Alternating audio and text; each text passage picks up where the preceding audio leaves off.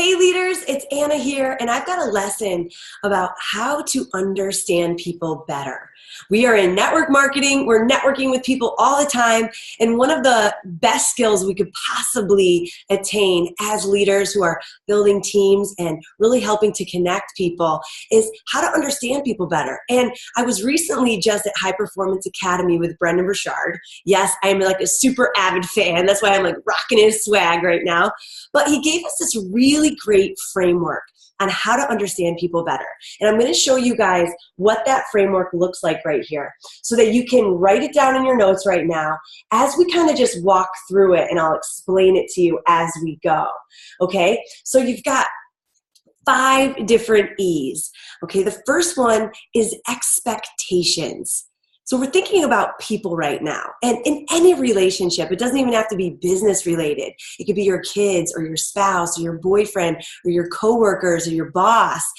Think about the expectations.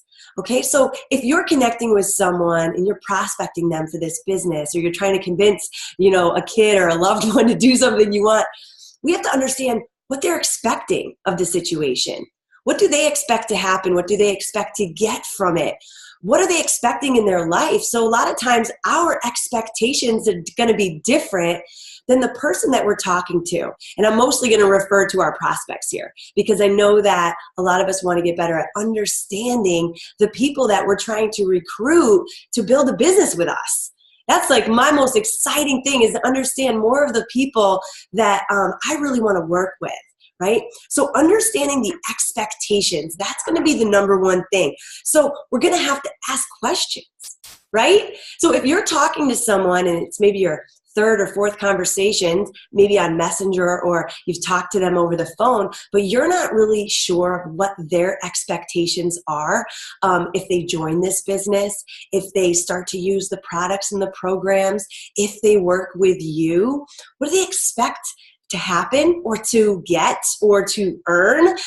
That's really, really important, right? So don't miss that one, because a lot of times we think that we know what people are thinking or what they want or what they need, but we don't until we ask the right questions. So make sure to put that out there and ask, hey, what would you like to happen? What would you expect would be a result of joining my team or of putting this business into your own personal brand, right?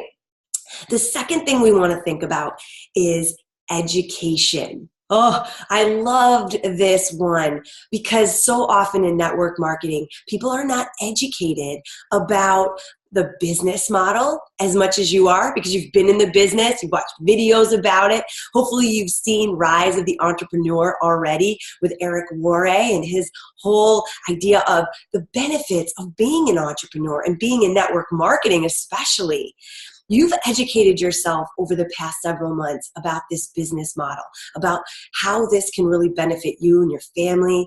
And it's important to understand if the prospect who you're talking to is educated in that way.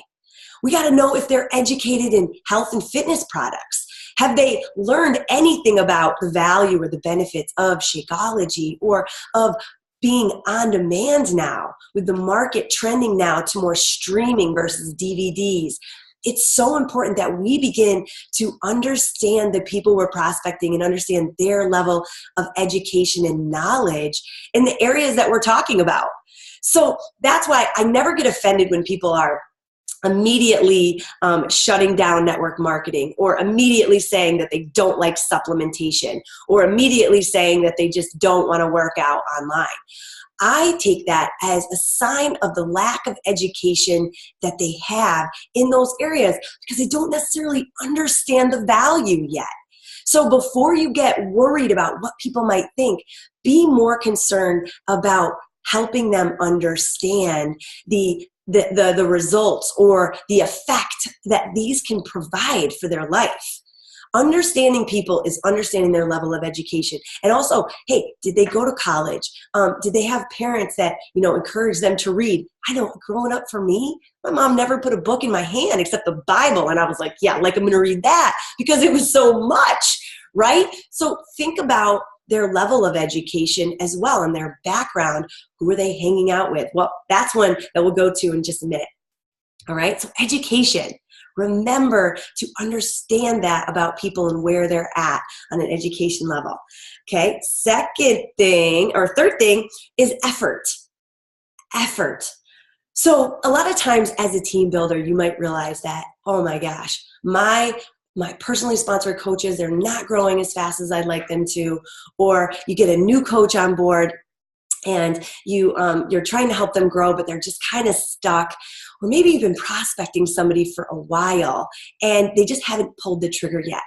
Well, we have to understand what their level of effort has been to build, to learn, to grow, to invest in their own training, right? So we can't just expect that people are going to be successful unless they've had the time to put some effort into this project, into this business, into their own personal growth, right? So we have to understand where they're at. People have competing interests. Some people are working full time. Some people only have an hour a day to put into this business. But if you understand the level of effort that they're going to be able to contribute, put into the business, then you can then understand their actions. Not get frustrated, but just get really dialed in and focus on what could help them most. If they've only got an hour, how can you really dial in that hour and be the most productive you could possibly be? Communicate how much effort someone can put into this so that you know what kind of behaviors they then should be expected of them. But don't expect the world of someone if their effort is minimal, right? I want to make sure that we really, really understand that point. The fourth thing, environment. We want to really be responsible for the energy that we bring into the room. And we also want to be cognizant of how is another person who we're prospecting or who is a part of our team, what kind of energy are they bringing into the room? And who have they been surrounding themselves by? So this culture, this hard charger and team believe and achieve culture, this really amazing community that we are in is not normal. Okay, like I wish it was more normal in the world, but unfortunately it's not. People are in environments that are much different than this. They don't have the same support. They don't have the same encouragement for ongoing knowledge and personal development. They don't have the same enthusiasm for their health and for their energy. They don't have the same support even for being an entrepreneur and being ambitious and setting big goals and trying to achieve great ambitions. There's a lot of small thinkers and worried people out there in the world who really can suffocate our ambitions and our dreams if we're not careful. So you want to think about where's my prospect hanging out? What do they do? Are they being supported in their own environment? And that's important because that's going to help them understand this culture better, understand if they can even see themselves in this culture, but explaining that to them is important. We have to remember that what we are promoting and what we are doing as coaches and business owners is we are helping people with that internal health that's going to change not just their energy and their vitality and their ongoing levels of strength and kind of productivity and focus because of their health, but that's going to ripple effect into their life, into their families' lives, their friends' lives, and all of that. So we got to be proud. Right? We got to be proud of that, what we're doing here. And that's something you want to exude from this environment and make sure that people understand that environment, okay? I want to just touch on, let me make sure I don't forget anything in my notes.